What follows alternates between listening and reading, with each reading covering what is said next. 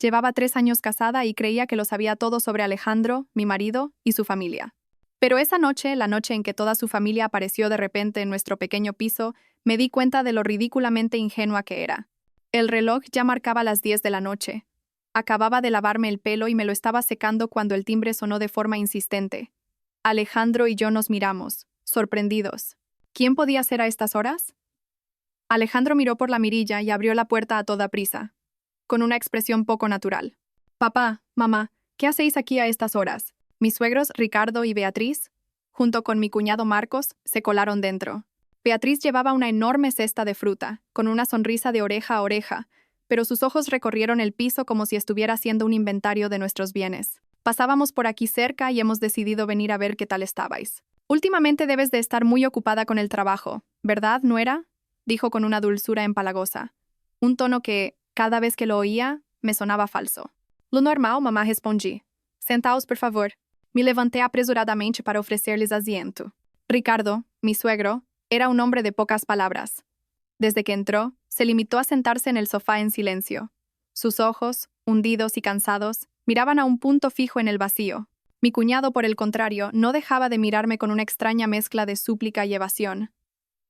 De repente, el ambiente en la casa se volvió extrañamente opresivo. Alejandro no paraba de moverse, sirviendo agua, preparando la fruta, pero su nerviosismo no pasó desapercibido. Tras unas cuantas preguntas de cortesía sobre el trabajo y la salud, Beatriz dejó de repente la cesta de fruta sobre la mesa y sacó un voluminoso dossier cuidadosamente guardado en una carpeta de plástico azul. Isabella, hoy hemos venido también porque necesitamos pedirte un favor, dijo, empujando el dossier hacia mí. Verás, en el antiguo bloque de pisos de tus suegros están recogiendo firmas para solicitar unas obras de mejora en varias zonas que están deterioradas. Necesitamos las firmas de los familiares para dar más peso a la solicitud. Tú, como nuera, eres parte de la familia. ¿Podrías firmarnos aquí, por favor? Me quedé perpleja. ¿Una solicitud tan gruesa? ¿Y por qué necesitaban mi firma? Si yo no estaba empadronada ni tenía ningún vínculo legal con esa comunidad, una vaga sospecha se instaló en mi mente. Cogí el dossier para abrirlo. Pesaba de forma inusual. «Bah, son solo papeleo administrativo y tonterías de esas, cariño», dijo Alejandro de repente, posando su mano suavemente sobre la carpeta para evitar que la abriera. «Mamá ya te lo ha explicado. Es solo para apoyar a mis padres. Somos una familia, ¿no?» Dicho esto, sacó un bolígrafo de su bolsillo, le quitó el capuchón y me lo entregó, señalando un lugar ya marcado en la última página. «Firma aquí, Isabella. Solo tienes que poner tu firma y tu nombre completo». Beatriz se sumó al instante. «Eso es, hija. Es un simple trámite. Todos los vecinos ya han firmado. Con tu firma, que eres arquitecta, nuestra solicitud tendrá aún más valor». Los ojos de los tres se clavaron en mí, en una espera tensa. Mi suegro, que hasta entonces había permanecido en silencio, también levantó la cabeza para mirarme. Su mirada parecía suplicante. Me sentía acorralada.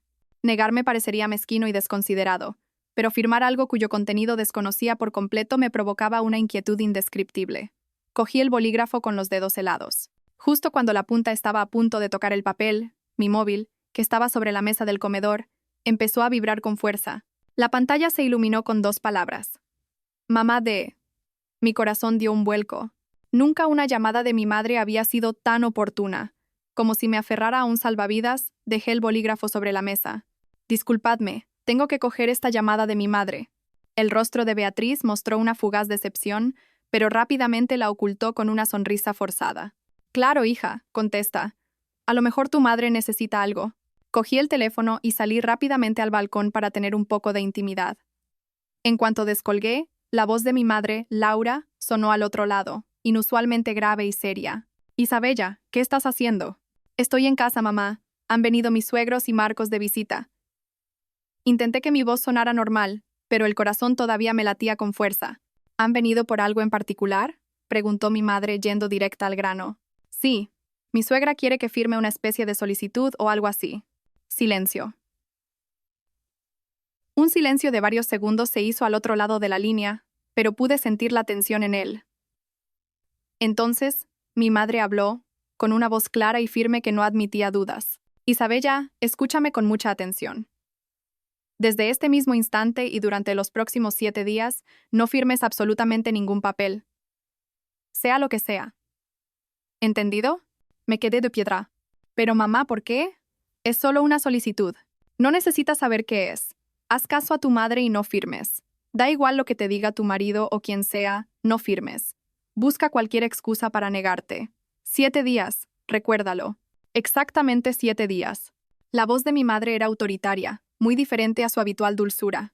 Pero, ¿cuál es la razón? Estaba completamente confundida. Ahora no necesitas saberlo. Confía en mí. Nunca te haría daño. Haz lo que te digo. Y dicho esto, mi madre colgó, sin darme oportunidad de preguntar nada más. Me quedé paralizada en el balcón. El viento fresco de la noche me golpeaba la cara, pero no conseguía apagar el fuego de la confusión que ardía en mi interior.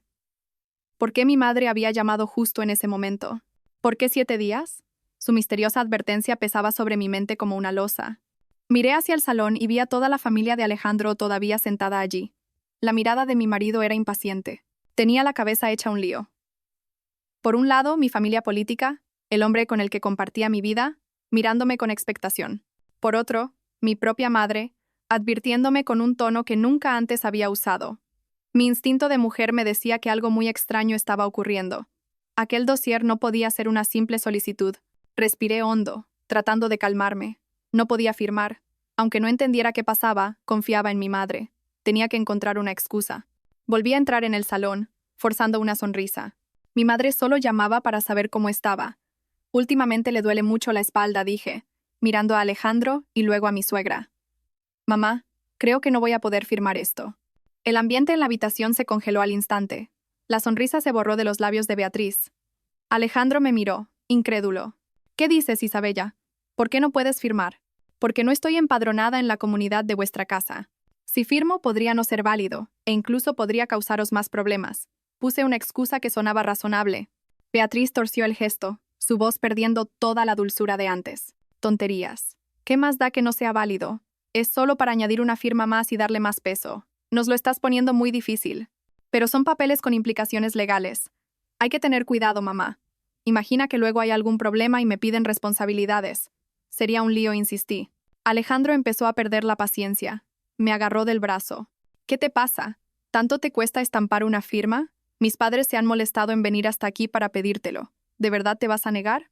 No es que me cueste, repliqué, con la voz empezando a temblar. Es que no me parece correcto. El tira y afloja duró varios minutos más. Beatriz y Alejandro se turnaron para convencerme, pasando de las buenas palabras a los reproches. Mi cuñado Marcos se limitaba a mirar al suelo sin decir nada. Mi suegro suspiró, abatido. Finalmente, al ver que no podían convencerme, Beatriz se levantó de un salto. Bueno, pues nada. Si no quieres firmar, no firmes. No nos atreveremos a molestar más a nuestra querida nuera. Vámonos, Ricardo. Se colgó el bolso, furiosa, sin dignarse a mirarme. Se marcharon todos en fila, dejando atrás la cesta de fruta abandonada sobre la mesa y una atmósfera tan pesada como el plomo. La puerta se cerró de un portazo a sus espaldas. Me quedé de pie en medio del salón, sintiendo que acababa de librar una batalla, y sabía que la verdadera guerra no había hecho más que empezar. En cuanto la puerta se cerró, Alejandro se giró bruscamente hacia mí, con la mirada echando chispas. Era la primera vez en 3 años de convivencia que me miraba con tanta rabia y distancia. ¿Ya estás contenta? Has dejado a mis padres en ridículo. ¿Te sientes bien? Siseó entre dientes.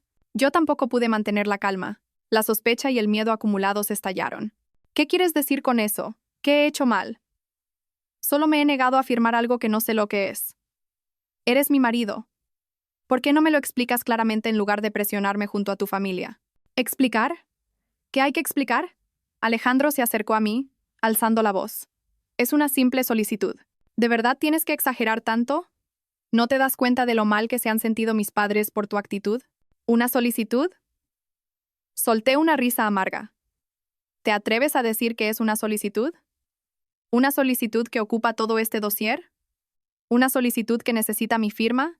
¿La de alguien que no tiene nada que ver? Alejandro, no me tomes por tonta. La firmeza en mi voz pareció desconcertarlo. Evitó mi mirada. Bueno, es que venía con algunos anexos. No tienes por qué preocuparte por eso. ¿Cómo no voy a preocuparme si soy yo la que firma? No retrocedí y di un paso hacia el dossier que seguía en la mesa. Si no tienes nada que ocultar, si no hay nada turbio, déjame ver qué hay dentro. Si de verdad es una solicitud, la firmaré ahora mismo. Dije eso y estiré la mano para coger el dossier.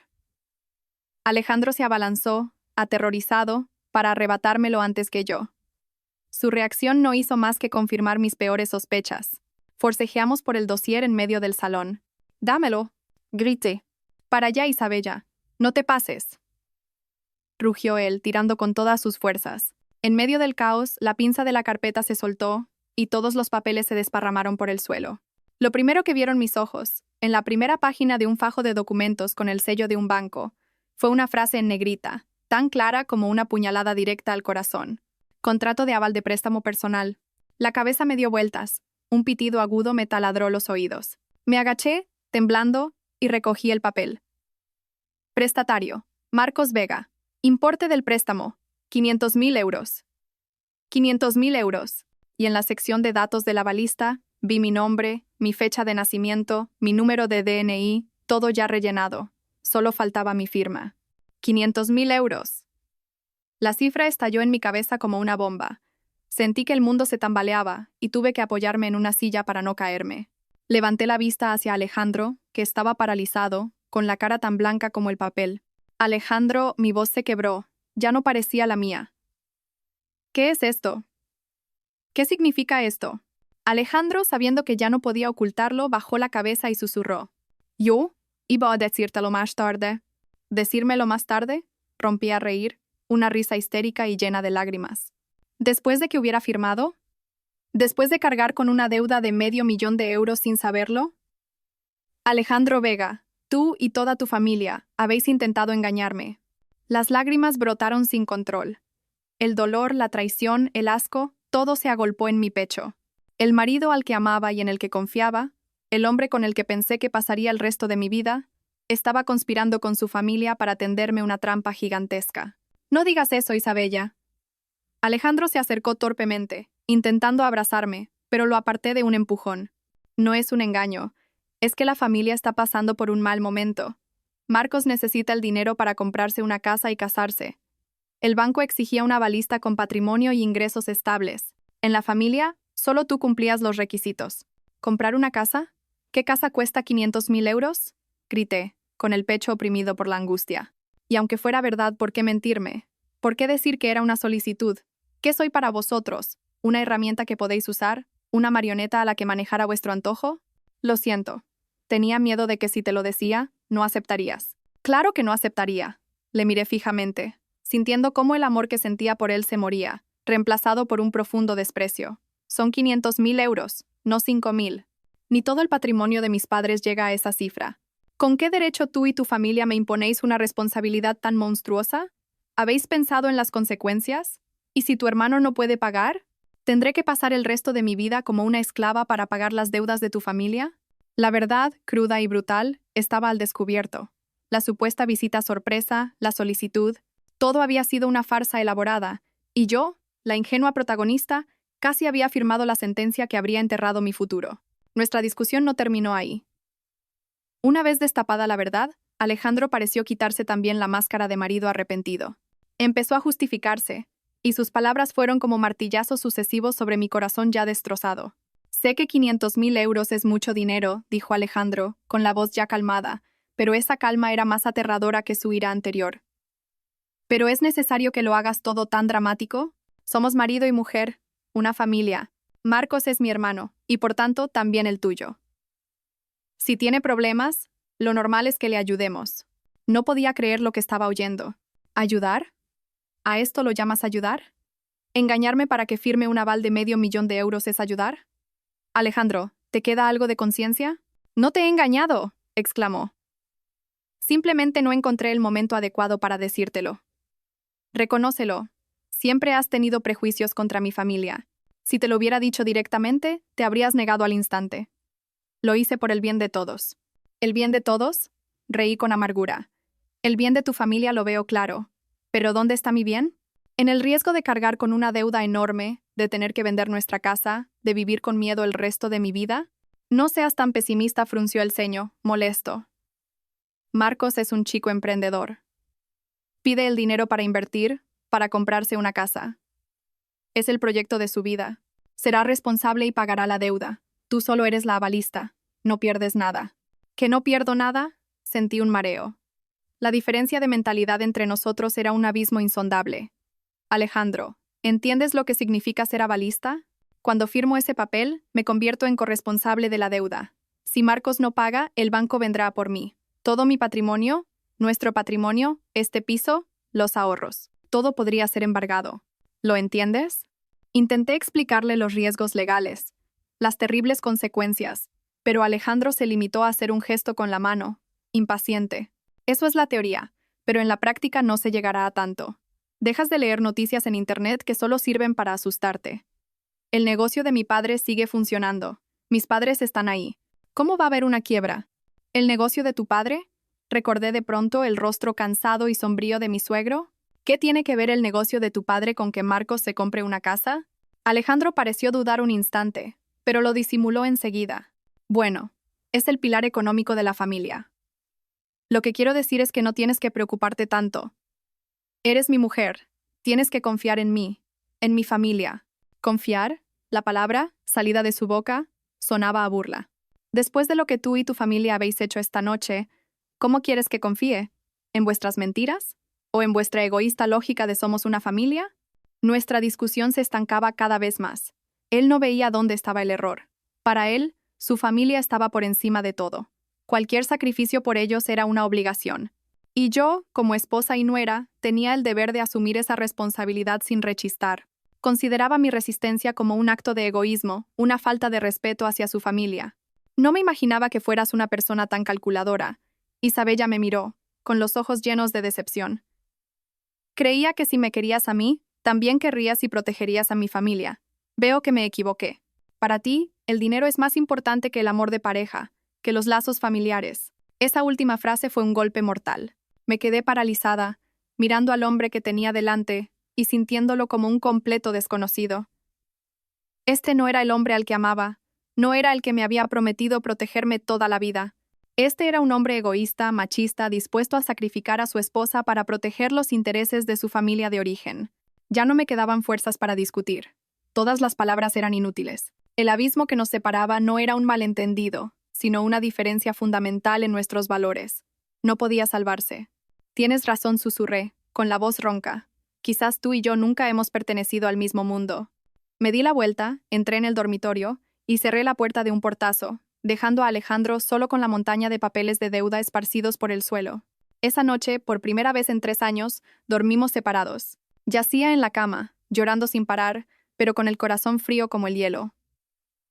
Sabía que mi matrimonio acababa de sufrir una herida irreparable.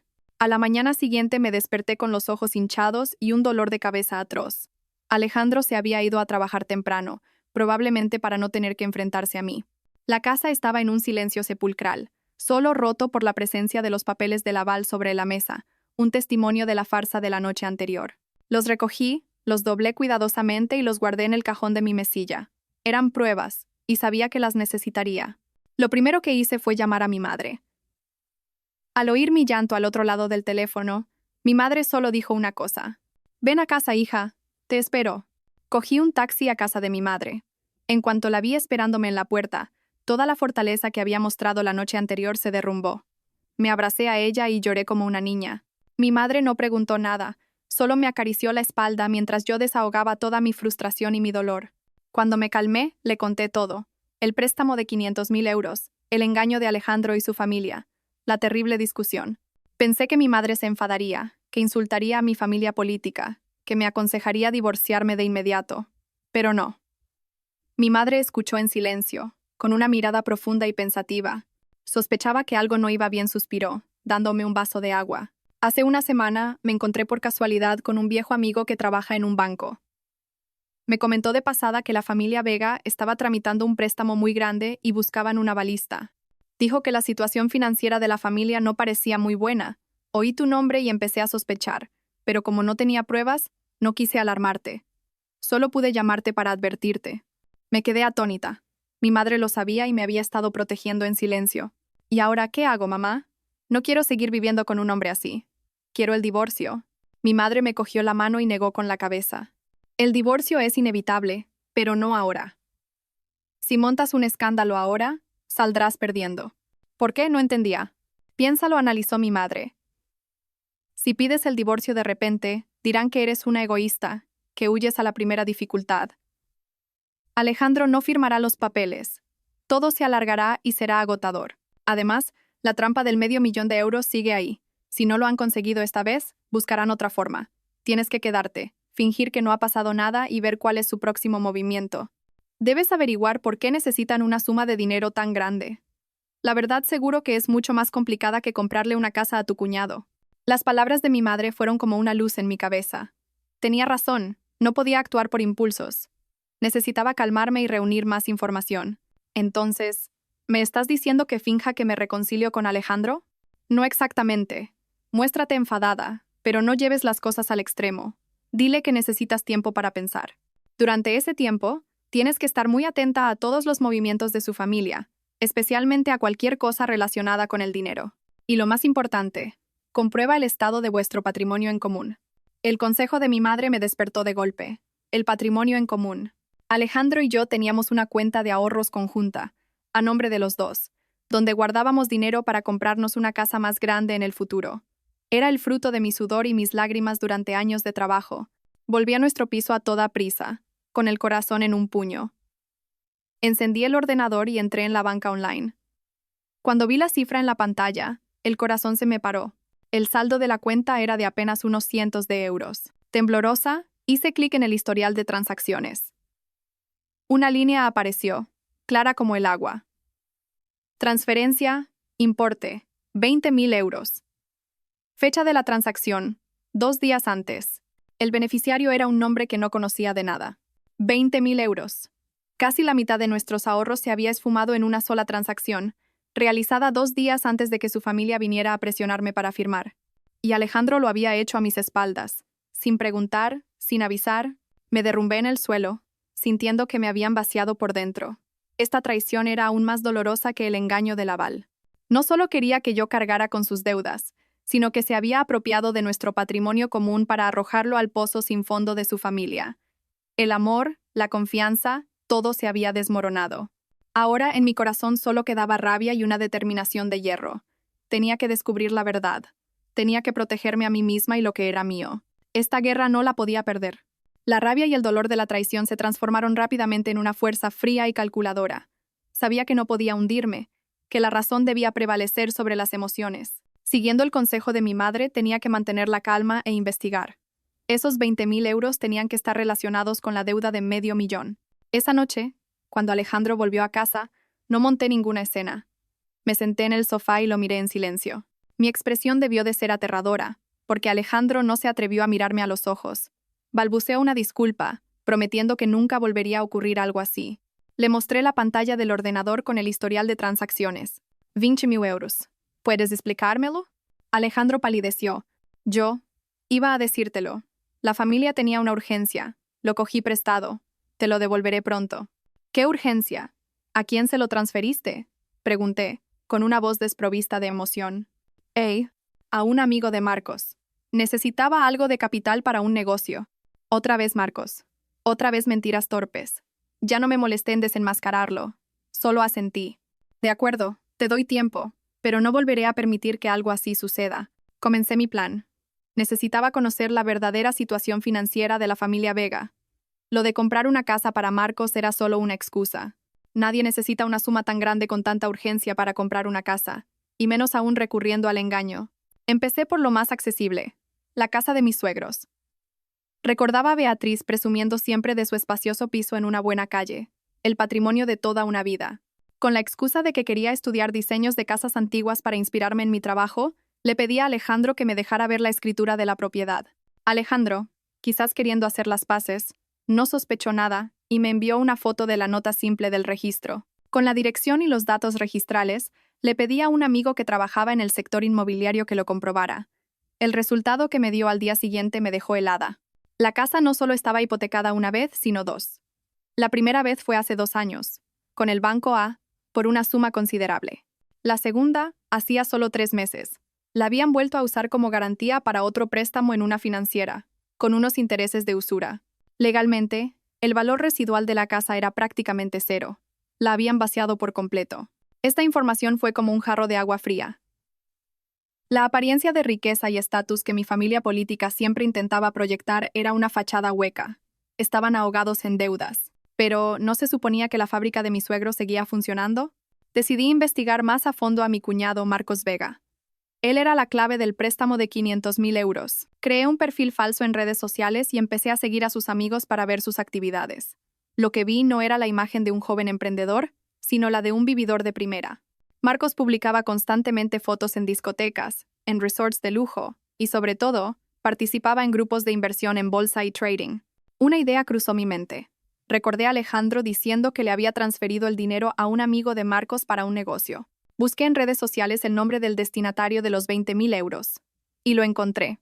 Era un conocido prestamista de la zona, especializado en cobrar deudas impagadas. Todo empezó a encajar. Marcos no necesitaba dinero para una casa.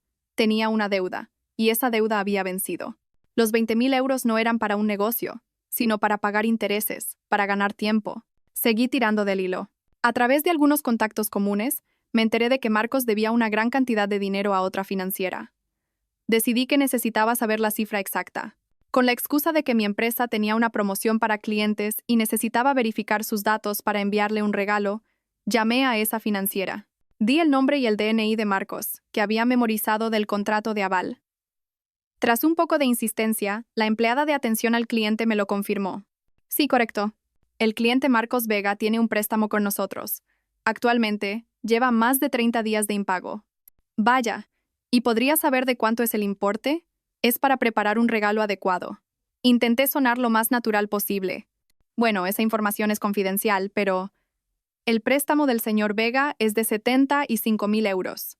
75,000 euros. Otra deuda impagada. Colgué el teléfono sintiendo un escalofrío. El panorama completo de la crisis de la familia Vega empezaba a revelarse ante mí, más oscuro y aterrador de lo que había imaginado. No solo estaban en apuros, estaban al borde del colapso y trataban de arrastrarme con ellos. Mientras me ahogaba en toda esa información caótica, apareció una aliada inesperada. Clara, la hermana de Alejandro, la única persona de la familia Vega por la que sentía algo de simpatía. Clara era dulce, callada y parecía mantenerse siempre al margen de las maquinaciones de su madre y su hermano mayor. Una tarde, Clara me llamó de repente y me pidió que nos viéramos en una cafetería tranquila cerca de mi trabajo. Su voz sonaba nerviosa y preocupada. Isabella, necesito hablar contigo. Es sobre mi familia. Clara llegó a la cita con aspecto agotado y ojeras. Pidió solo un vaso de agua y jugueteaba nerviosamente con sus manos sobre la mesa. Isabella, por favor, no te enfades con mis padres ni con Alejandro, empezó, con dificultad. De verdad que están desesperados. Permanecí en silencio esperando que continuara. Lo de los 500,000 euros no es para comprar una casa para Marcos, bajó la cabeza, su voz apenas un susurro. Él ha perdido mucho dinero en bolsa. Muchísimo. El corazón se me encogió. Aunque ya lo sospechaba, oír la verdad de boca de alguien de la familia fue un shock. Al principio era solo un juego, pero se enganchó. Usó el apalancamiento financiero, pidió dinero prestado a los brokers para invertir. Cuando el mercado se desplomó, no supo retirarse a tiempo y perdió todo. Las pérdidas ya superan los 200,000 euros. 200,000 euros. Más la deuda impagada de 75,000. La deuda personal de Marcos ya superaba el 250,000 de euros. Una cifra astronómica para un joven que apenas llevaba unos años trabajando. Mis padres han tenido que vender todo el oro, sacar todos los ahorros para pagar sus deudas. Pero no es suficiente. Los brokers y los acreedores no paran de llamar. Amenazan con ir a la fábrica de mi padre a montar un escándalo. Clara rompió a llorar. Mi madre se asustó tanto que ideó el plan de que Marcos pidiera un préstamo grande al banco para cubrirlo todo. Pero como Marcos ya estaba en listas de morosos, ningún banco se lo aprobaba. Exigían una avalista con un historial financiero impecable. Y mi madre pensó en ti. Las lágrimas de Clara corrían por sus mejillas. Intenté detenerla. Le dije que era una locura, que era hacerte daño, pero no me escuchó. Dijo que era la única forma de salvar a Marcos, de salvar el honor de la familia. Y Alejandro quiere tanto a Marcos y a mis padres que aceptó. Escucharla me dejó un sabor amargo en la boca, así que yo era su último salvavidas desesperado. No habían pensado en mí ni por un segundo, solo en cómo salir del lío que ellos mismos habían creado. ¿Y la fábrica de tu padre?, pregunté. Alejandro dijo que funcionaba bien, que era el pilar económico de la familia. Clara negó con la cabeza. esbozando una sonrisa triste. Pilar, ya no queda nada, Isabella. Es solo una cáscara vacía. Lleva años dando pérdidas. Para mantenerla a flote, mi padre ha tenido que pedir préstamos a usureros por todas partes. La casa de mis padres ya está hipotecada hasta el límite. La fábrica está endeudada hasta el cuello. Puede quebrar en cualquier momento. La verdad final estaba sobre la mesa, desnuda y cruel. La familia Vega no estaba al borde del abismo, llevaban mucho tiempo cayendo en él.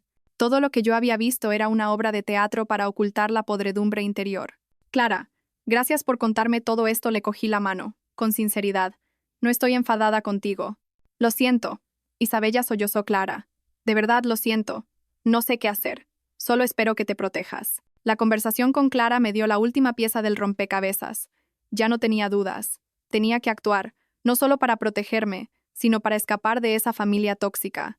Miré por la ventana, el cielo gris reflejaba el futuro de la familia Vega. Pero en mi mente, una decisión se había formado, clara y definitiva. Al volver a casa después de mi encuentro con Clara, me sentía abatida, pero, a la vez, con una claridad mental absoluta. Todas mis ilusiones sobre el hombre al que amaba y la familia que había intentado construir se habían desvanecido. Ahora, miraba a Alejandro no como una esposa, sino como a un adversario en una batalla que estaba obligada a ganar. Esa noche decidí enfrentarlo directamente. No más rodeos, no más teatro.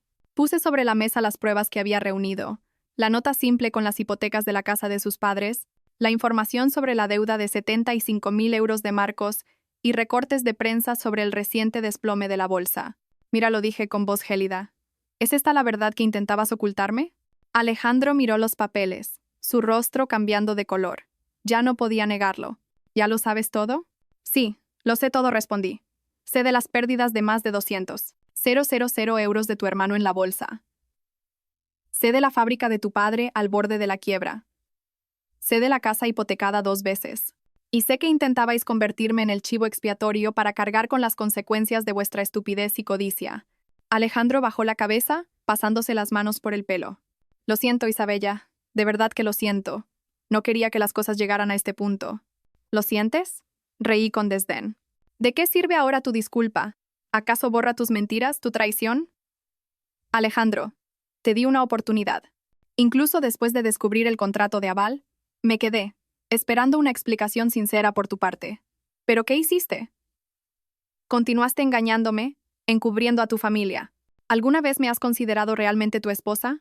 Sí, claro que sí, levantó la cabeza, con los ojos enrojecidos. Precisamente porque te considero mi esposa. Esperaba que compartieras esta carga con la familia. Somos uno, Isabella. No puedes mirar para otro lado cuando nos hundimos. ¿Compartir la carga? Me levanté de un salto, incapaz de contenerme. ¿A esto lo llamas compartir? ¿Cargar con la estupidez de tu hermano? ¿Cargar con el fracaso empresarial de tu padre? ¿Por qué debería hacerlo? ¿Acaso le debo algo a tu familia? ¿O por ser tu esposa tengo que convertirme automáticamente en la esclava de tu casa? No hables así. Digo la verdad, tú y tu familia nunca me habéis respetado. Para vosotros, solo soy una herramienta, una máquina de hacer dinero, alguien con un historial limpio a quien utilizar. Cuando me necesitabais, todo eran halagos y mentiras. Cuando me negué, me llamasteis egoísta y desconsiderada. ¿Alguna vez habéis pensado en mis sentimientos, en mi futuro? Las lágrimas volvieron a brotar, pero esta vez no eran de dolor, sino de rabia. Cometí un error al enamorarme de ti, al confiar en ti. He dedicado mi juventud, mi carrera a construir esta familia, para recibir a cambio la más amarga de las traiciones. Alejandro guardó silencio, incapaz de encontrar una sola palabra para justificarse. La verdad era demasiado evidente. No puedo seguir viviendo en una casa llena de mentiras y cálculos, dije, mi voz calmada pero firme. Me voy. Necesitamos tiempo para replantearnos este matrimonio. Y así lo hice. Esa misma noche, metí mi ropa y mis cosas más importantes en una maleta. Alejandro me miraba, sin detenerme, sin decir nada. Quizás sabía que ya era demasiado tarde para cualquier palabra. Cuando llegué a la puerta con la maleta, finalmente habló con la voz rota. ¿A dónde vas? Me quedaré temporalmente en casa de una amiga. No quise decirle que iba a casa de mi madre. Sabía que él y su familia irían allí a molestar. Abrí la puerta y salí de aquel piso que una vez consideré mi hogar, sin mirar atrás. Me sentía vacía, pero a la vez extrañamente liberada. Sabía que el camino por delante sería difícil, pero al menos me había liberado de una jaula de oro tóxica. A partir de ese momento, tendría que luchar por mi propia vida, Me instalé temporalmente en un pequeño apartamento de alquiler. Necesitaba un espacio completamente privado para poner mis ideas en orden y planificar mis próximos pasos. Le dije a Alejandro que necesitaba tiempo y espacio, pidiéndole que no me buscara. Al principio, no paraba de llamar y enviar mensajes, pero yo no respondía. Poco a poco, dejó de insistir. Durante ese tiempo me centré en mi trabajo para olvidar los problemas familiares, pero una sensación persistente me inquietaba. Sentía que la verdad que conocía no era toda la historia, que aún había algo que no había descubierto. ¿Por qué Alejandro protegía a su familia de forma tan ciega? ¿Era solo por amor familiar? ¿O había alguna otra razón? ¿Algún vínculo oculto que yo desconocía? La oportunidad de encontrar la respuesta llegó por casualidad. Un fin de semana, recibí un correo electrónico de un bufete de abogados anunciando un seminario sobre los riesgos para el avalista en transacciones civiles. El tema me golpeó directamente. Decidí inscribirme, con la esperanza de adquirir más conocimientos legales para protegerme. El seminario se celebró en un gran hotel. Los ponentes eran abogados de renombre. Me senté en la última fila, tomando notas en silencio. Cuando terminó el evento, mientras la gente recogía sus cosas, escuché por casualidad la conversación de dos hombres sentados delante de mí. El caso de la fábrica textil Textiles Vega es una lección de las que no se olvidan. Parecía un gran negocio, y resulta que estaban ahogados en deudas. El nombre Textiles Vega me hizo dar un respingo. Era el nombre de la fábrica de mi suegro. Contuve la respiración, fingiendo buscar algo en mi bolso para poder escuchar mejor. He oído que el viejo Ricardo pidió un préstamo de casi $500,000 al Banco Ancla para invertir en nueva maquinaria, pero el negocio fracasó y ahora no pueden devolverlo. El banco está a punto de demandarlos. Y no solo deben al banco, también a prestamistas. Lo más curioso es que el préstamo del Banco Ancla lo avaló su propio hijo. ¿En serio, Marcos? ¿Pero qué patrimonio tiene ese niñato para avalar nada? No, no fue Marcos. Fue el mayor Alejandro. Dicen que trabaja como arquitecto para una multinacional, con un buen sueldo y un historial limpio. Por eso el banco le aprobó el préstamo a su padre. Básicamente, se ha jugado toda su carrera para apostar por su padre. Sus palabras fueron como un rayo que me partió en dos. Alejandro. Alejandro era el avalista del préstamo de la fábrica. Me tambaleé y tuve que agarrarme a la silla. La cabeza me daba vueltas. Así que esa era la verdad más terrible, la pieza clave que me faltaba. Mi marido, Alejandro Vega, había usado en secreto su propio futuro para avalar una deuda millonaria de su padre. El hombre había dicho casi $500,000. Recordé el contrato de aval de €500,000 que querían que firmara para Marcos. Resulta que eso era solo una parte de su plan. Querían que yo asumiera una mitad y Alejandro la otra. Querían que nos hundiéramos juntos. Ahora lo entendía todo.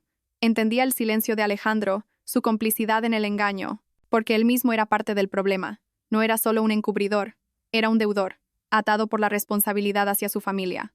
Me presionaba no solo por afecto, sino porque quería a alguien con quien compartir la carga, alguien que muriera con él. La rabia alcanzó su punto álgido, pero extrañamente, ya no lloré. Se me habían secado las lágrimas. En su lugar, sentí una fría determinación. Tenía que abandonar ese barco que se hundía antes de que fuera demasiado tarde, y tenía que recuperar lo que era mío. Salí apresuradamente del hotel y cogí un taxi directo a nuestro piso. Sabía que Alejandro solía volver tarde, así que tenía tiempo suficiente. Usé mi copia de la llave para entrar. La casa estaba igual. Pero a mis ojos ahora parecía un lugar extraño y amenazante. Fui directamente al escritorio de Alejandro. Sabía que guardaba los papeles importantes en un cajón con llave. Recordaba haberle visto esconder la llave en alguna parte. Tras buscar un poco, encontré la pequeña llave oculta bajo una maceta. El corazón me latía con fuerza mientras la introducía en la cerradura. Dentro, entre un montón de papeles, encontré una carpeta azul del Banco Ancla. La abrí, temblando. Contrato de crédito. Importe del préstamo, €300,000. Y en la sección de la balista, el nombre de mi marido, Alejandro Vega. Junto a su firma. €300,000. Así que, en total, la familia Vega pretendía que asumiéramos entre los dos una deuda de €800,000. Fotografié todo el expediente con mi móvil. Sería una prueba irrefutable ante un juez. Volví a colocar todo en su sitio, cerré el cajón con llave y salí de esa casa por última vez, sin el menor atisbo de nostalgia. El juego había terminado, el telón había caído, y yo ya no sería una marioneta en sus manos. Exactamente 7 días después de la fatídica llamada de mi madre, ocurrió lo que más temía. Estaba en la oficina cuando recibí una llamada de un número desconocido. Una voz femenina y profesional sonó al otro lado. Buenos días. Hablo con la señora Isabella, avalista del préstamo del señor Marcos Vega. La llamo del Departamento de Recobros del Banco de Fomento. Sentí como si el suelo se abriera bajo mis pies. Sí, soy yo. ¿Qué ocurre? Lamento informarle de que el préstamo de 500,000 euros del señor Vega ha entrado oficialmente en situación de impago. Hemos intentado contactar con el señor Vega en repetidas ocasiones sin éxito. Según el contrato, procederemos a iniciar los trámites de recobro contra usted, como avalista. Le rogamos que se ponga al día con el pago del principal y los intereses devengados a la mayor brevedad. Aunque estaba preparada mentalmente, no pude evitar temblar. Pero yo nunca he firmado ese contrato. Señora, en nuestro expediente consta su firma y todos sus datos. Si tiene alguna reclamación, por favor, tramítela directamente en nuestra sucursal. Que tenga un buen día. Colgaron. Me quedé paralizada en mi silla, con un sudor frío recorriéndome la espalda. Habían falsificado mi firma. Estaba segura. Probablemente la habían copiado de algún otro documento que teníamos en casa. Su descaro y crueldad superaban cualquier límite que pudiera haber imaginado. En ese instante mi teléfono volvió a sonar.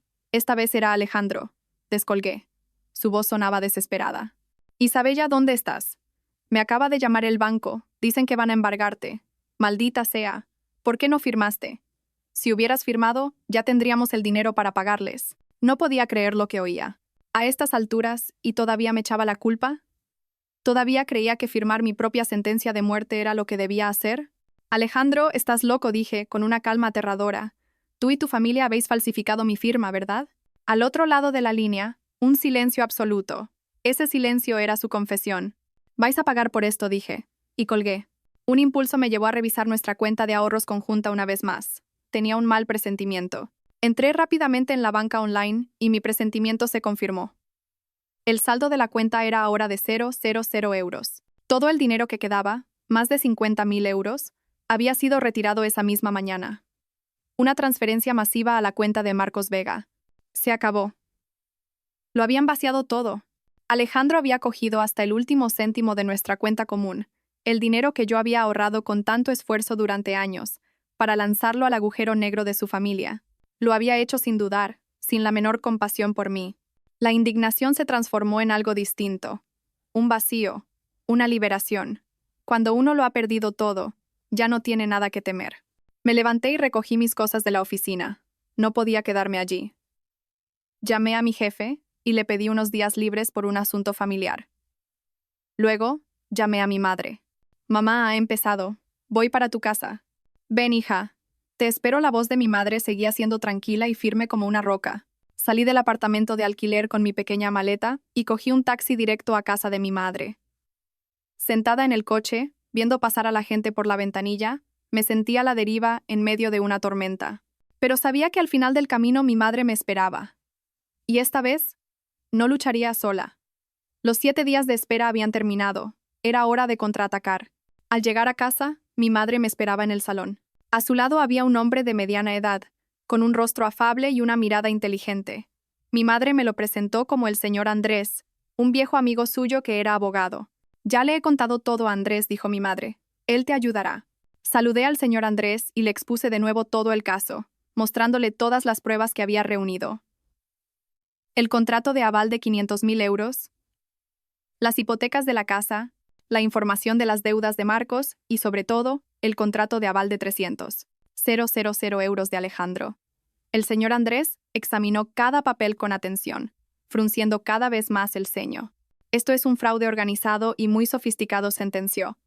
Han cometido varios delitos graves, especialmente el de falsedad documental. ¿Tienes alguna prueba de que falsificaron tu firma? No, solo sé que yo no la firmé, negué con la cabeza. Eso lo complica un poco, dijo, pensativo. Podemos solicitar una prueba pericial caligráfica, pero llevará tiempo. La mejor manera es hacer que ellos mismos confiesen. Mi madre, que había estado en silencio, intervino de repente. Hay una forma. Yo haré que esa mujer lo confiese todo. Una determinación que rara vez había visto brilló en los ojos de mi madre. Nos miró al señor Andrés y a mí y nos explicó su plan. Un plan audaz que, de funcionar, sería el golpe de gracia para la familia Vega. Al día siguiente mi madre llamó a Beatriz, mi suegra. Su voz al teléfono sonaba preocupada y sumisa. Hola Beatriz, soy Laura. la madre de Isabella. Me he enterado de que la familia está pasando por un mal momento. ¿Podríamos vernos para hablar? Como adultas, creo que deberíamos encontrar una solución para nuestros hijos. Beatriz, probablemente sintiéndose en una posición de poder y pensando que mi madre llamaba para suplicar, aceptó de inmediato. Quedaron en una cafetería cerca de su casa. Según el plan, el señor Andrés y yo llegamos antes a la cafetería y elegimos una mesa discreta en un rincón, lo suficientemente cerca para oír la conversación. Mi madre llegaría después, activaría la grabadora de su móvil y lo dejaría sobre la mesa. Todo salió según lo previsto. Beatriz llegó con aire de superioridad. Mi madre, por su parte, adoptó una expresión de tristeza y angustia. Beatriz, acabo de enterarme de todo, comenzó mi madre. Mi hija Isabella ha sido muy ingenua. Con la que está cayendo ya no sé qué hacer. Te he llamado para ver cómo podemos arreglar esto de la mejor manera. Beatriz sorbió su té, con una sonrisa despectiva. ¿Arreglarlo? Tu hija tiene que asumir su responsabilidad y pagar la deuda, eso es todo. Firmó el aval. Está todo por escrito. El banco está presionando. Si no paga, les embargarán la casa. No hay más. Pero 500.000 euros es muchísimo dinero, se lamentó mi madre. Ni trabajando toda la vida podrían pagarlo. No. ¿No hay alguna forma de hablar con el banco? ¿De pedirles que les den un poco más de tiempo? ¿Más tiempo? Imposible, exclamó Beatriz. El dinero se necesita ya para pagar a los acreedores de Marcos. Si no paga, irán a la fábrica de su padre a liarla, y eso sería mucho peor.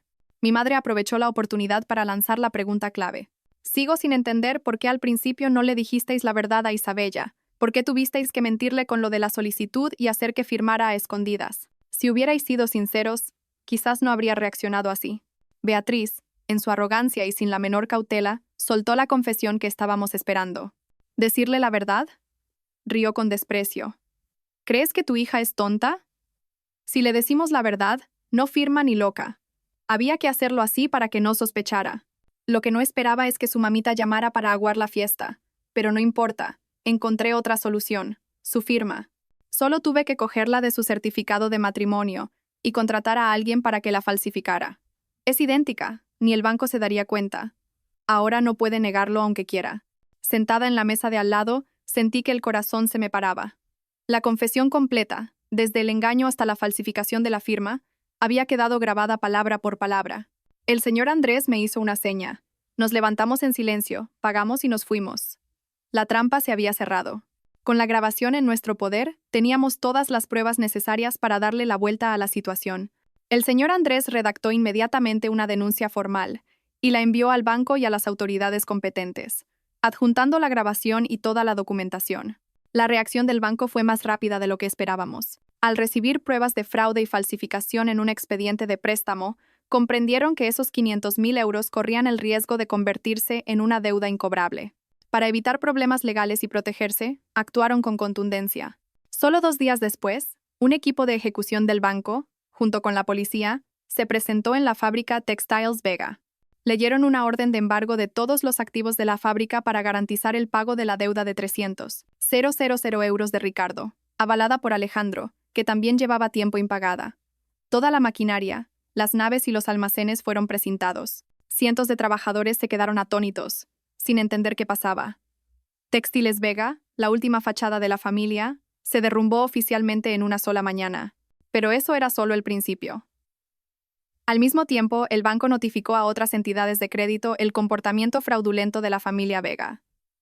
El efecto dominó fue inmediato. Los demás acreedores, la financiera a la que Marcos debía 75.000 euros. Los brokers de bolsa, los prestamistas actuaron todos a la vez, temiendo que la familia se declarara insolvente y desapareciera. Esa misma tarde, una multitud formada por cobradores de deudas, matones e incluso pequeños prestamistas rodeó la casa de Ricardo y Beatriz. Gritaban, insultaban y colgaban pancartas exigiendo su dinero. La escena era caótica. Finalmente llegó la comisión judicial. Leyeron la orden de precintar la casa para hacer frente a las deudas. Ricardo, Beatriz, Alejandro y Marcos fueron obligados a abandonar el hogar de toda su vida solo con la ropa que llevaban puesta. No presencié la escena, pero Clara me llamó, llorando desconsoladamente. Isabella, se acabó todo. Mi familia lo ha perdido todo. Mis padres y mis hermanos están en la calle. No saben a dónde ir. Se están echando la culpa unos a otros. A mi padre le ha dado un infarto y se lo han tenido que llevar al hospital. Al escuchar a Clara, sentí una mezcla de emociones. No sentía alegría ni satisfacción, solo un profundo agotamiento y vacío. Una familia, a pesar de lo cruel que había sido conmigo, estaba ahora destrozada. El castillo de naipes que habían construido con mentiras y apariencias se había derrumbado con un solo soplo de viento. Esa noche, Alejandro me llamó. Su voz ya no era de ira ni de reproche, sino de pura desesperación. Isabella, sálvame. Salva a mi familia. Ahora solo nos quedas tú. ¿Puedes ir al banco y retirar la denuncia? Diles que ha sido un malentendido. Te lo ruego, haré lo que sea. Solo sálvanos esta vez. Escuché sus súplicas en silencio, pero mi corazón ya estaba helado. Alejandro, dije, con calma, cuando tú y tu familia decidisteis engañarme, acorralarme, ¿pensasteis en salvarme a mí? Cuando vaciaste hasta el último céntimo de nuestros ahorros, ¿pensaste en dejarme una salida? Lo que está pasando hoy es consecuencia de vuestros propios actos. Asumidlo vosotros solos. Dicho esto, colgué y bloqueé su número. Era hora de poner punto y final a todo. Después del colapso de la familia Vega, mi vida volvió a una relativa calma. Seguí viviendo con mi madre, yendo a trabajar cada día, intentando centrarme en mi carrera para no pensar demasiado. El caso legal con el banco seguía su curso, pero con las pruebas que teníamos, la victoria era casi segura. Una noche, mientras veíamos la televisión, mi madre la silenció de repente y se giró hacia mí. Isabella, hay algo que creo que ya es hora de que sepas. La miré y vi en sus ojos una tristeza lejana. ¿El qué, mamá? La razón por la que soy tan sensible con el tema de firmar avales. La razón por la que pude intuir las intenciones de la familia Vega. Mi madre suspiró y comenzó a contarme una historia que yo nunca había oído, una historia de su propio pasado. Hace mucho tiempo, antes de casarme con tu padre, estuve casada. Me quedé de piedra. No sabía absolutamente nada de esto. Mi padre había muerto cuando yo era pequeña y mi madre me había criado sola. Nunca la había oído mencionar a otro hombre. Fue un matrimonio concertado continuo, con voz monótona. Él era de una familia aparentemente decente. Yo era joven e ingenua. Pensaba que si trataba bien a la gente, ellos me tratarían bien a mí. Pero me equivoqué. Mi madre me contó que la familia de su exmarido era como la de los Vega, respetables por fuera, podridos por dentro. Su negocio fracasó, acumularon deudas y usaron la misma trampa del aval para engañarla a ella. Me dijeron que necesitaban que avalara un pequeño préstamo para reformar la casa. Yo, sin sospechar nada, pensando que éramos familia, firmé. Lo que no sabía es que me habían dado el cambiazo con los papeles. La cantidad real era muchísimo mayor. Cuando se declararon en quiebra y huyeron, el banco vino a por mí. Fue entonces cuando descubrí que cargaba con una deuda enorme. Mi madre hizo una pausa, con los ojos llenos de lágrimas. Me vine abajo, engañada por mi propia familia política, acosada día y noche por los acreedores. Tuve que vender la casa de mis padres, la que me dejaron en herencia, para pagar la deuda. Lo perdí todo. Ese matrimonio terminó de la forma más amarga. Escucharla me partió el corazón. No podía creer que mi madre, la mujer fuerte y resiliente que siempre había admirado, hubiera pasado por una tragedia tan dolorosa. La cicatriz del pasado siempre había estado ahí. Después conocí a tu padre. Él me quiso, me protegió y me ayudó a superar aquella etapa tan difícil. Pero el trauma de la traición, del aval, nunca se fue del todo. Fue una lección de vida que jamás olvidaré. Ahora lo entendía todo. Entendía su intuición, su reacción tan decidida e inteligente. No solo me estaba salvando a mí, estaba luchando contra los fantasmas de su propio pasado. No quería que la tragedia de su vida se repitiera en la de su hija. Perdóname por habértelo ocultado, me cogió la mano. No quería que te preocuparas por mi pasado. La abracé con fuerza, mientras las lágrimas rodaban por mis mejillas. Mamá, no te culpo. Te quiero muchísimo. Gracias por estar siempre ahí, por protegerme. Nos quedamos abrazadas. En ese momento, sentí una conexión con ella más profunda que nunca. No solo había heredado su físico, sino también su fuerza y su resiliencia. La tragedia de mi madre se había convertido en la experiencia que salvó mi vida. Y me prometí a mí misma que no dejaría que su sacrificio fuera en vano. Viviría una vida plena y feliz, para compensar todo el dolor que ella había soportado. Unos días después, Clara me contó que su padre había superado la crisis, pero su salud era muy frágil. Beatriz y Marcos vivían de alquiler en un pequeño y destartalado piso en las afueras. En cuanto a Alejandro, había desaparecido. Nadie sabía dónde estaba. Una mañana, decidí volver al piso que había compartido con él para recoger las últimas cosas que me quedaban. El banco estaba a punto de embargarlo y quería recuperar mis recuerdos antes de que fuera demasiado tarde. Al abrir la puerta, me encontré con una escena desoladora. Todo estaba revuelto, tirado por el suelo. Y en medio de aquel caos, estaban sentados Alejandro, su madre y su hermano. Tenían un aspecto lamentable. Alejandro estaba demacrado, sin afeitar y apestaba a alcohol. Beatriz había envejecido 10 años. Su mirada ya no era astuta y triunfante, sino que destilaba puro rencor. Al verme, Beatriz se levantó de un salto y me señaló, insultándome. «Víbora, ¿aún tienes la cara de venir por aquí? Has arruinado a mi familia. ¿Estás contenta?» Marcos se unió a ella, con la mirada llena de odio. «Mujer cruel, por una tontería, mira lo que has hecho. ¿Es que no tienes corazón?» Los miré sin miedo. Estaba harta de sus acusaciones absurdas. ¿Una tontería? Reí con amargura. ¿Engañar? ¿Falsificar documentos y meter a una persona en una deuda de 800.000 euros os parece una tontería? ¿Quién no tiene corazón aquí? ¿O cerebro? Beatriz se quedó sin palabras, ahogada por la rabia. Alejandro, que había estado en silencio, se levantó y se tambaleó hacia mí. Me agarró del brazo, suplicando. «Isabella, por favor, retira la denuncia. Diles a todos que nos perdonas. Si lo haces, todo se arreglará. Volveremos a empezar. Te prometo que te trataré bien». Lo miré a los ojos, buscando un atisbo de arrepentimiento, de conciencia de su error. Pero no, solo vi egoísmo, la desesperación de quien se aferra a un último clavo ardiendo. Seguía sin entender. Seguía pensando que mi perdón podía solucionarlo todo, que yo podía olvidar fácilmente la traición y el dolor. Me solté suavemente de su agar. «Alejandro, es demasiado tarde. Entre nosotros ya no hay nada que reconstruir. El punto de no retorno pasó hace mucho tiempo». «¿Por qué?», gritó desesperado. «¿Por qué eres tan cruel?» «Al fin y al cabo fuimos marido y mujer». «Precisamente porque fuimos marido y mujer. No entiendo cómo pudiste tratarme así», respondí, con calma. «Pregúntatelo a ti mismo. ¿Alguna vez me quisiste? ¿Me respetaste de verdad? ¿O solo me consideraste una propiedad más de tu familia?» No quise discutir más. Me di la vuelta para ir al dormitorio a por mis cosas, pero Beatriz se interpuso en mi camino. «No te llevarás nada. Todo lo que hay en esta casa es nuestro. Tú lo has destruido todo. No tienes derecho a nada». Levantó la mano para bofetearme, pero esta vez estaba preparada. Di un paso atrás y esquivé el golpe. «No tiene derecho a tocarme», dije, con voz gélida. «Este piso está a nombre de los dos. La mitad es mía y he venido a recoger lo que me pertenece. Si seguís molestando, llamaré a la policía». Mi firmeza pareció intimidarlos. Beatriz me fulminó con la mirada, pero no se atrevió a hacer nada más. La ignoré, fui directa a la habitación y metí rápidamente mis libros, álbumes de fotos y algunos recuerdos en una caja de cartón. Cuando salí, seguían allí, mirándome con odio.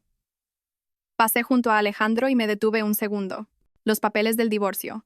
Mi abogado te los enviará pronto. Fírmalos. Es lo último que puedes hacer para liberarnos a los dos». Dicho esto, salí con mi caja, cerrando la puerta a mis espaldas y con ella, el capítulo más oscuro de mi vida. Tal y como había dicho, pocos días después, el señor Andrés le envió los papeles del divorcio a Alejandro. En la demanda, exponía claramente los motivos. Diferencias irreconciliables, así como los actos de fraude y apropiación indebida por parte de Alejandro y su familia, que me habían causado un grave perjuicio moral y económico. Adjunté todas las pruebas. Al principio, Alejandro se negó a firmar. Aún albergaba la vana esperanza de que yo me ablandara y volviera para rescatarlos. Me llamaba y enviaba mensajes sin cesar, pero yo no respondía.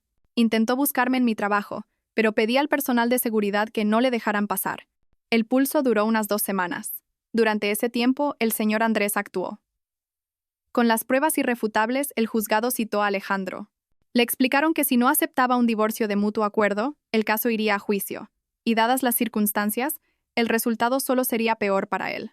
No solo perdería a su esposa, sino que podría enfrentarse a consecuencias penales. Finalmente, ante la presión legal y comprendiendo que no tenía otra salida, Alejandro aceptó firmar. El día que nos reunimos en el despacho del abogado para finalizar el trámite, Alejandro parecía demacrado y había envejecido enormemente. Ya no me miraba con súplica ni con odio, sino con un vacío absoluto, como quien ha aceptado su destino. Nos sentamos frente a frente. Sin decir una palabra, el señor Andrés puso los papeles, ya firmados por mí, delante de él. «Señor Vega, por favor, léalo una última vez. Si está de acuerdo, firme». Alejandro cogió el bolígrafo con mano temblorosa. Me miró por última vez, con una expresión indescifrable. Le devolví la mirada en silencio, sin emoción. Bajó la cabeza y estampó su firma en el papel. En cuanto la tinta tocó el documento, sentí que un peso invisible que me había oprimido durante tanto tiempo se desvanecía. Se acabó. Mi matrimonio de 3 años, con todo su amor, esperanza, decepción y odio, había terminado oficialmente con una firma. Al salir del despacho, Alejandro me llamó. Isabella. Me detuve, pero no me giré. Lo siento. Fue la primera vez que sentí un atisbo de sinceridad en sus disculpas, pero ya era demasiado tarde. Cuídate fue todo lo que dije antes de alejarme y perderme entre la multitud. No volví a casa de inmediato. Paseé sola por un parque cercano. La brisa de la tarde era fresca y disipaba la opresión de mi pecho. Era oficialmente libre. Una libertad que había costado un precio muy alto. Lágrimas, dolor y un matrimonio roto. Pero no me arrepentía. Sabía que había tomado la decisión correcta. Sin embargo, mi batalla no había terminado. Justo después del divorcio, la empresa de arquitectura donde trabajaba, una multinacional, me convocó a una reunión. Me explicaron que el escándalo de mi ex familia política estaba afectando a la reputación de la compañía. Algunos clientes se habían quejado. Aunque sabían que yo era la víctima, para proteger su imagen, me pedían que me tomara una excedencia forzosa. Lo entendí. En el implacable mundo de los negocios, nadie quiere problemas. Acepté su decisión sin rechistar. En poco tiempo, había perdido un marido, una casa y ahora un trabajo. Me enfrentaba a un futuro incierto, sin saber a dónde ir. Perder el trabajo fue un golpe duro, pero no me hundió. Quizás después de haber pasado por lo peor, la capacidad de resistencia de una persona se fortalece. No me permití caer. Hablé con mi madre. Ella, tras escucharme, simplemente me abrazó. No pasa nada, hija. Si pierdes un trabajo, encuentras otro. O mejor aún, creas tu propio trabajo. Sus palabras resonaron en mi cabeza. ¿Crear mi propio trabajo? La idea surgió como un relámpago. Soy una arquitecta competente, con experiencia. ¿Por qué tengo que trabajar para otros? ¿Por qué no puedo construir mi propia carrera? ¿Quieres abrir tu propio estudio de diseño?, dijo mi madre, con los ojos brillantes. Sonrió, con una mezcla de orgullo y confianza. Así me gusta. Mi hija tiene que ser así. Adelante, del dinero me encargo yo. Mi madre me explicó que, después de vender la casa para pagar la deuda de su exmarido, había invertido el dinero que le sobró en unos pequeños terrenos a las afueras. Con los años, su valor se había multiplicado. Decidió vender uno de ellos para darme el capital inicial. El dinero va y viene, pero la carrera y la dignidad de una persona no se pueden perder, dijo. Con el apoyo incondicional de mi madre, me sentí llena de energía. Me lancé a los preparativos. Alquilé una pequeña oficina, la diseñé y la decoré yo misma. Llamé a mi estudio Renacer. Simbolizaba un nuevo comienzo, un resurgimiento de las cenizas del pasado. Los comienzos fueron difíciles. Tenía que hacerlo todo yo sola, buscar clientes, reunirme con ellos, diseñar, hasta limpiar la oficina. Hubo noches en vela para cumplir plazos y momentos de desánimo, pero cada vez que veía el nombre Renacer en la puerta, encontraba la fuerza para seguir. Gracias a mis contactos y a mi reputación profesional, poco a poco conseguí mis primeros contratos. Al principio eran proyectos pequeños, pero los realizaba con toda mi pasión y creatividad. El boca a boca funcionó. Los clientes empezaron a llegar. De estar sola pasé a tener 2, y luego 3 empleados. Éramos un equipo pequeño pero lleno de entusiasmo. El negocio se estabilizó y creció. Un año después del divorcio, pude comprarme mi propio piso con una hipoteca. No era grande, pero era el fruto de mi trabajo, un lugar donde podía ser yo misma sin miedo ni recelo. El día que me dieron las llaves, lloré en el piso vacío, lágrimas de felicidad y orgullo. Había renacido de verdad. De ser una mujer dependiente, casi ahogada por la tragedia de una familia tóxica, me había levantado y reconstruido mi vida y mi carrera. Había demostrado que el valor de una mujer no reside en tener un marido o una familia, sino en su propia capacidad y dignidad. Mientras mi carrera despegaba, la vida de Alejandro se hundía en la oscuridad. Tras la quiebra de la fábrica y la desintegración de su familia, también perdió su trabajo. El escándalo era demasiado grande. Ninguna empresa quería contratar a alguien con esa mancha en su historial. Habiéndolo perdido todo, se derrumbó y se refugió en el alcohol. Dejó de buscarme para suplicar y empezó a acosarme. A menudo se plantaba borracho frente a mi oficina, gritando e insultando. Decía que yo había arruinado su vida, que era una desagradecida. Sus acciones afectaban a mi negocio y asustaban a mis empleados. A veces llamaba de madrugada al teléfono de la oficina, diciendo incoherencias. Tuve que cambiar mi número, mi rutina, pero no conseguía librarme de él. El punto álgido llegó una noche que me quedé trabajando hasta tarde. Consiguió colarse en el edificio y empezó a golpear la puerta de mi oficina como un loco, gritando mi nombre. Mis empleados y yo nos asustamos mucho y tuvimos que llamar a seguridad. Sabía que no podía seguir así. Su acoso no solo afectaba mi vida, sino que era una amenaza. Decidí recurrir a la ley una vez más. Con el señor Andrés, solicité una orden de alejamiento, prohibiéndole acercarse a menos de 100 metros de mí. Presentamos como prueba las grabaciones de las cámaras de seguridad y los testimonios de mis empleados. El juzgado aprobó la orden rápidamente. La policía citó a Alejandro y le advirtió que si violaba la orden, sería detenido. Desde entonces no volví a verlo. El acoso cesó, pero sabía que su odio hacia mí seguía intacto. Sentí lástima por él. Un hombre que tuvo un futuro brillante, ahora convertido en un fracasado patético. No se daba cuenta de que quien había destruido su vida no era yo, sino su propia ceguera, su debilidad y los valores equivocados de su familia. Mientras yo reconstruía mi vida y lidiaba con el acoso de Alejandro, el juicio contra el banco llegó a su fin. En la vista, el banco intentó argumentar que el contrato de aval de 500.000 euros era válido. Pero cuando el señor Andrés presentó la prueba definitiva, la grabación de la confesión de Beatriz, todos sus argumentos se vinieron abajo. La cinta no dejaba lugar a dudas, destapando el fraude de la familia Vega y la negligencia del banco al verificar el expediente. El representante del banco palideció al escuchar la grabación. Tras deliberar, el tribunal emitió su veredicto. El contrato de aval fue declarado nulo y sin efecto por fraude y falsificación de firma. Yo quedé liberada de toda responsabilidad sobre esa deuda. La responsabilidad recaía exclusivamente en Marcos Vega. Además, el tribunal ordenó abrir una investigación penal contra Beatriz y los implicados por los delitos de estafa y falsedad documental. Cuando el juez golpeó el mazo, sentí una liberación inmensa. Se había hecho justicia. El fantasma de la deuda que me había atormentado durante tanto tiempo se había desvanecido. Salí del juzgado y miré el cielo azul. Un nuevo capítulo de mi vida, libre de deudas, mentiras y miedo, acababa de empezar. Un año después del veredicto, mi vida era completamente diferente. El estudio Renacer prosperaba. Tenía un equipo de casi 10 personas y una sólida reputación en el sector. Había terminado de pagar mi piso y tenía unos ahorros considerables.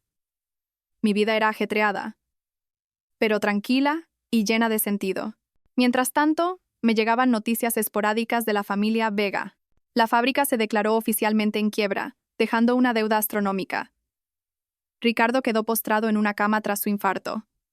Beatriz fue condenada a prisión por estafa. Marcos, como cómplice, también recibió una sentencia. La familia estaba completamente destrozada. Clara era la única que quedaba, trabajando para cuidar de su padre enfermo.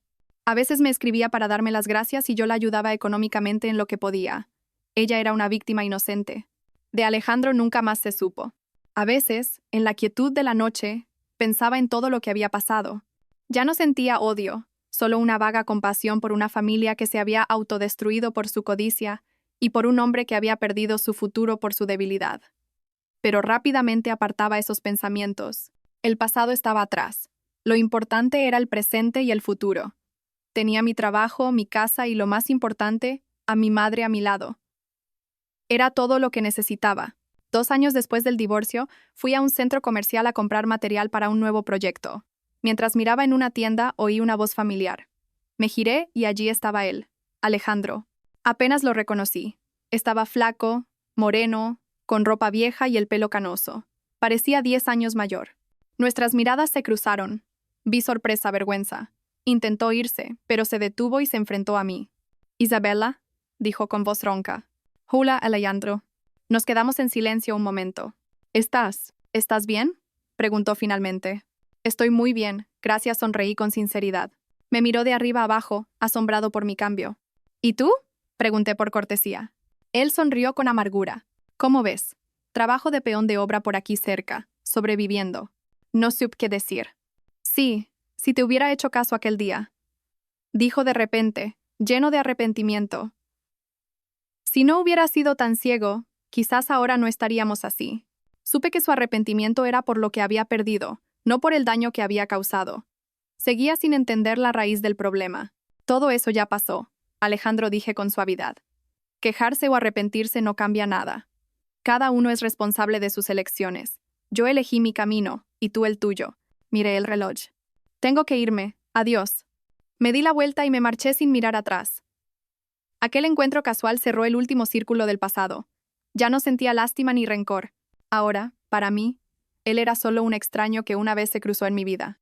Al salir del centro comercial, el sol del atardecer me dio en la cara. Respiré hondo, sintiendo el aire fresco. La vida que tenía por delante era larga y prometedora. Y supe que el tesoro más valioso que había ganado después de la tormenta no era el dinero ni el éxito, sino la autonomía y la dignidad de una mujer que se había atrevido a defenderse a sí misma.